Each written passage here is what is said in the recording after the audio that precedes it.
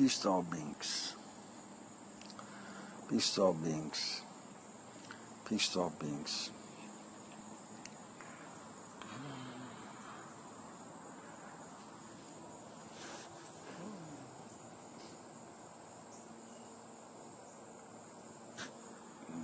We're here. We understand we have,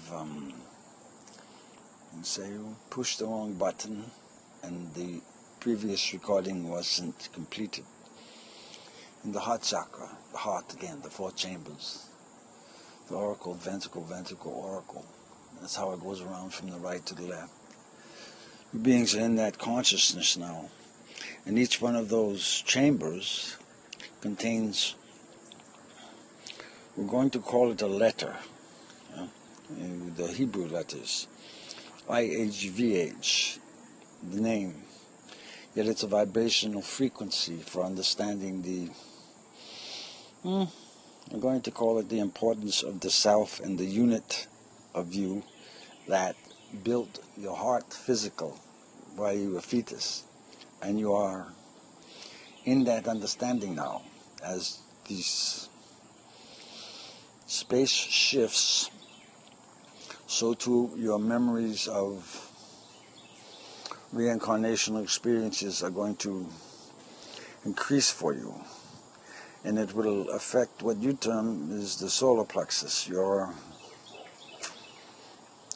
foundation for completion of the building of the soul that is within you.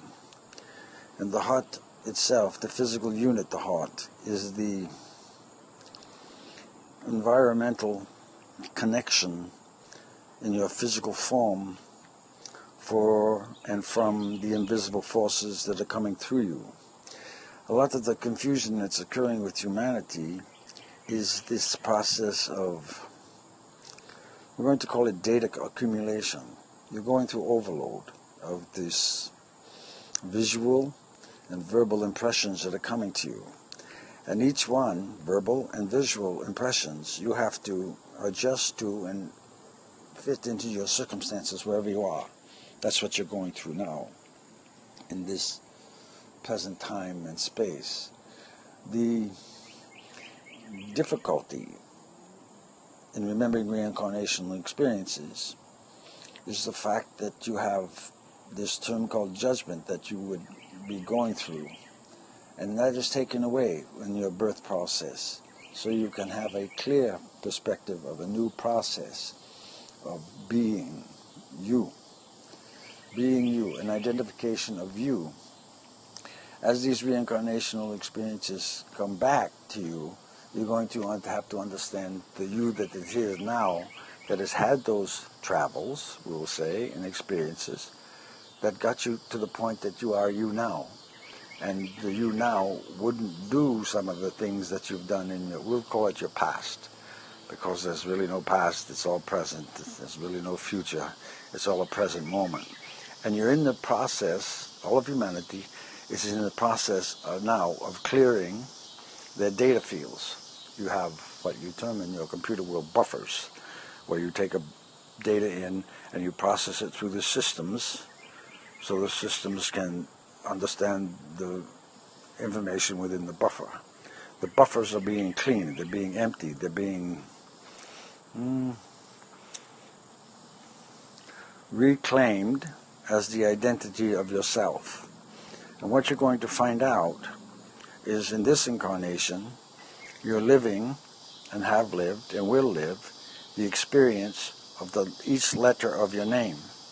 And that's why your vibratory frequency of your name resonates with you. You say your first name, you know it's you. And beings are in this process of sometimes denying their identification.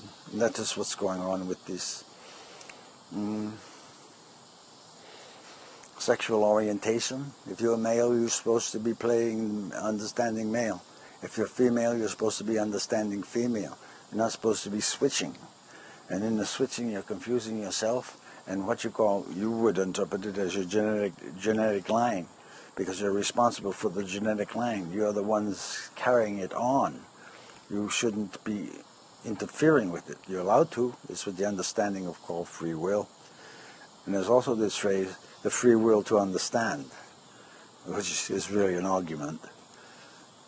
The free will is God's will, and you're moving into that understanding of it for what is termed the perpetuation of life, your life, and the life of all beings around you, and the life of your continuity of your genetic line, because that's your responsibility. That does not mean you have authority over it. It means you have authority to balance the process. That's why you're giving the distinction of being you and the distinction of having a name that you use for the identification process of the energy within you. Now, as we said before, space is going to shift. And when space shifts, the consequences aren't always felt. But what you're beginning to see now, as space shifts and your Earth is tipping and the magnetic fields are changing, and the water is acting differently, well, that's the presence of all things. You came out of the water, yet the human condition doesn't understand that truly yet. And the communication always occurs, firstly, through the water. It does. Even in your space of dryness, and you call lack of water, there's still moisture there, and it's within you. And that's the communication that you're going to have to learn to carry on. But you're going to be born into another phase with the understanding of the need for water, yet, and the requirement for water, and the understanding of the dignity of the flesh that came out of the water. This is one of the teachings of the profound masters. You have teachers that teach teachers that teach teachers. And you're now in that process of understanding your own label as a teacher, because you're teaching yourself how to understand the forces of all things and the God force that is in each and every one and everything. And that process is the building of the sense, what you would term safety, within the consciousness of self, not just within the heart chakra, but within the consciousness of your brain.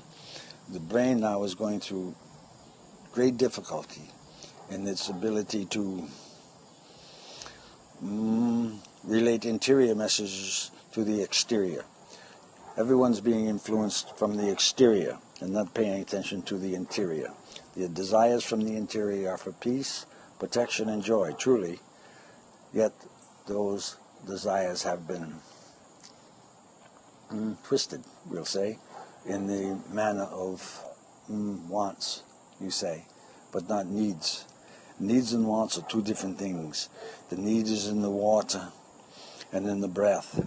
The want is in the desire for physical, I'm going to call it manipulation, because that's what you do in this physical world, you manipulate.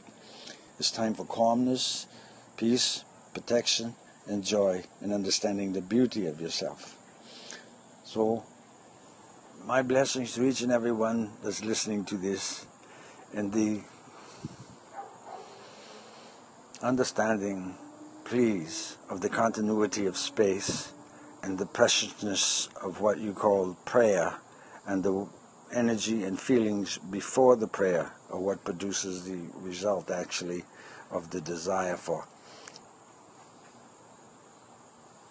perpetuation in the continuity of your consciousness, wherever you are. Because in that reality, you are everywhere and everywhen. You're a God being. You are all places, all times, all space. And you're learning to understand that now in the physical consciousness with your thoughts. Because you're going through processes in a dream state where you're having what you would term lucid dreams. You're not there, but you're there. And this is a what you call accumulation of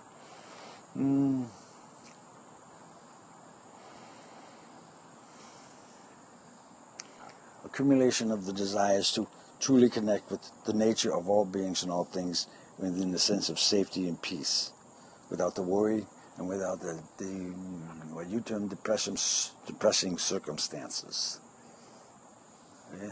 It's what you say, amen, in your world.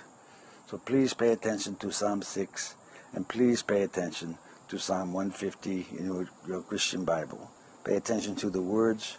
Pay attention to the force that would come before the words, that's promulgating that understanding to you as you read the words.